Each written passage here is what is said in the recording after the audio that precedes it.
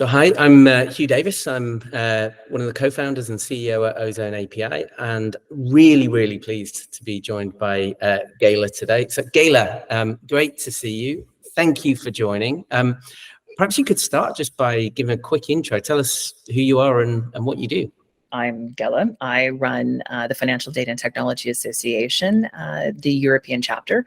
I spend most of my days focused on policy that enables data sharing, from open banking to open finance to smart data, open data. And I'm excited to be talking to you today, Huw. This is a pleasure. Thank you for having me. No, thank you. And I mean, we're seeing now, open banking and open finance is absolutely a global phenomenon now with momentum in many different markets. But with that, we're also seeing the complexity actually increase rather than reduce, with different regions taking slightly different approaches to the regulation and the frameworks and more standards emerging, which was why we set out to develop the global open data tracker. And really the context for the conversation today. So, I mean, you're at the heart of many of the discussions around the future of what open banking and open finance will look like in Europe. So it'd be great to get some of your perspectives. And perhaps start with, I mean, given everything that's going on, what are you most excited about? I'm excited about the possibilities that intersectional data sets can create in terms of innovation. But I'm also really excited that it's driving the conversation and doubling down on the conversation around consent and privacy and how we actually share. It's not the technical infrastructure or the rules and regulations around the products on the outback or on the backside of the output. It's very much around, how do we initiate this? How do we enable people to safely share just what they need to share in order to get the outcome that they desire? And how do we preview that outcome via consent and via reducing the amount of data that actually has to be shared and the attributes that are shared? So I'm excited that we're finally recognizing, the importance of always having a consent-driven model and enabling consent in a way that allows us to minimize the data that is needed and required to share, so that we enhance the privacy around the personal intelligence that is being transacted or being exchanged in order to get better outcomes. And it's really, for me, that's the exciting bit, is that we're finally looking at how to put more constraint around data sharing in order to make it fair, ethical, authenticated, authorized, and under a consent model that truly empowers the end consumer and brings back a little bit more control and empowerment to the individual, rather than the commercial layer entities. So for me, it's really about control. And that's what I'm excited about, is control is now, really part of the central part of the conversation.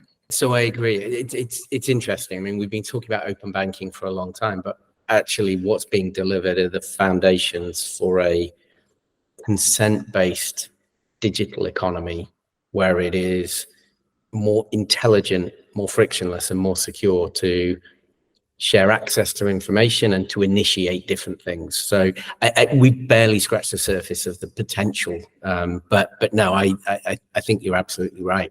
So with that big, huge, lofty potential, what do you see as some of the biggest barriers that are currently either slowing things down or getting in the way of the momentum in the real adoption and rollout across Europe?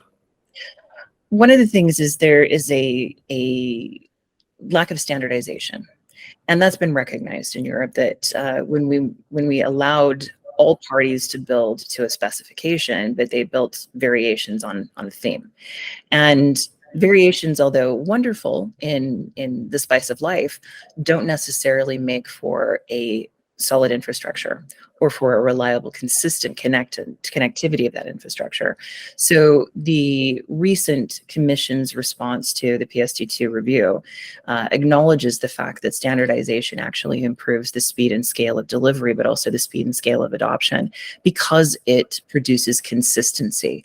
And consistency for those infrastructure parties that need to connect, that's part of it, is how do you rationalize the infrastructure so it's interoperable, it's seamless, and it's standardized, which means that you're not worried about how to translate and you're not losing anything in translation, nor are you having to build multiple connectivities or multiple versions of a connector in order to actually ensure that the pipes work. So if you get the plumbing right, and if you rationalize and standardize the plumbing, then the water flows, and or in this case, the data sharing happens without as much friction from the infrastructure point of view. But it's on top of that, then how do policies facilitate the optimization of that infrastructure? So the biggest challenge right now is how to increase connectivity in a standardized way across Europe. And when you're looking at multiple member states with multiple unique markets and cultural fits and different choices in the standards, that's one aspect. But how do you then make that a pan-European approach that rationalizes the number of standards that are out there, and then actually take those who've had to build those APIs and get them to coalesce around fewer standards, but increasing the standardization as a whole, because that's where the connectivity challenge is standards produce easy connectivity. And when there isn't a rationalization of standards, you don't have easy connectivity. So that's the biggest challenge. And I think having been recognized, now it's how do we start to course correct this? But also, how are we getting more of the national competent authorities involved in monitoring the conformance and performance around a chosen or selected standard? And that also helps the smaller, the market in and of itself, not worried about pan-European market, but the individual member state markets. How does that also improve the connectivity for the end user? Because again, it's about consistency of connectivity that enables the data sharing. And if you don't have consistent connectivity, you don't have any data sharing at all. And there is no open economy.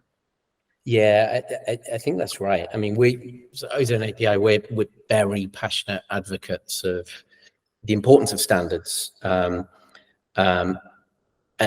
as you say, it enables a much more efficient ecosystem, a much more secure ecosystem, and a much more consistent and better end user experience to unlock more of the use cases. But again, I think standards on their own aren't enough. As you say, they need to be implemented well. So conformance and certification regimes to make sure they are implemented well and to a high quality, and then the ongoing monitoring, I think are important components of a highly performant ecosystem. And it's no surprise that the ones that have done that are the ecosystems that are seeing the fastest adoption and growth. And as you say, that lays the core plumbing or the foundations to really unlock the potential. So no, I agree wholeheartedly. So switching gear a little bit, I mean, this is transformational, foundational stuff that's going to be having impacts on societies and economies for many years to come. But in the next year, give us a prediction. What's something interesting or important that you foresee happening in the next year? I think there'll be a bigger push towards a open data framework, and that there'll be a lot more work done. Now, it takes quite a bit of time for that framework to go through the legal approval process. But I think that there'll be a lot more market initiation of proofs of concept that combining the intersectionality of data from different sectors will actually produce better outcomes in ways that we can't necessarily foresee right now. But I think we'll get a lot more testing and validation that an open data sharing economy actually will maximize the economic value of the money, but also maximize the economic value of the time saved in executing a service that is meant to produce a better outcome, be it fair access to credit, be it switching energy providers and optimizing for the financial gains, sort of arbitraging the system for the individual that allows them to take advantage of the intelligence that really has only been in the corporate space, or that businesses have only been able to use because they have business intelligence engines. We're transforming that, in that we're actually starting to provide those business engines as a service to the individual consumer, and empowering the consumer to own their data. In fact, I think there'll be a bigger call, and a clarion call as well, towards an explicit consumer data right. And we're seeing that in certain markets already, but I think that will actually start to coalesce in other markets, and it'll be sort of a universal assumption. This is now a right. It's almost like digital access has become a human right. Being online has become somewhat of a human right. I think digital data ownership now will have a very explicit framework and will carry the weight of law behind it. And I'm really excited about that specific initiative getting more support and recognition from policymakers, that if data is going to be shared, we need to actually have data ownership and liability models.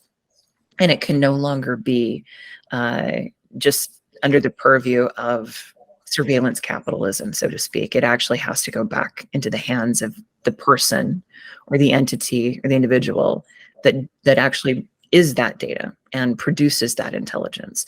They should have an explicit right to it. So not only will my prediction, I guess, in a nutshell, is more proofs of concept that data intersectionality produces value, and a stronger clarion call to an explicit consumer data right. And surveillance capitalism is perhaps the coolest phrase I've heard in a little while. I'm gonna borrow that one, but no, there's a lot of work for, I think, policymakers in the industry to do to drive this in the right direction. But yeah, I think the potential is enormous and probably beyond what most of us in the industry have even considered at the moment. So no, listen, I want to thank you. This was, as always, a real pleasure and a really interesting conversation. So Ghela, a huge thank you. My pleasure, and my appreciation for the Open Data Tracker. I think it's really important to keep an eye on where the advancements are coming and who's ready, who's prepared, who's thinking about it differently, and the level of connectivity. So, you know, it's great to track that, monitor it, and benchmark ourselves against that progress. So well done to Ozone API as well. Thank you. You heard it here. Go have a look and sign up. But no, thanks, Ghela.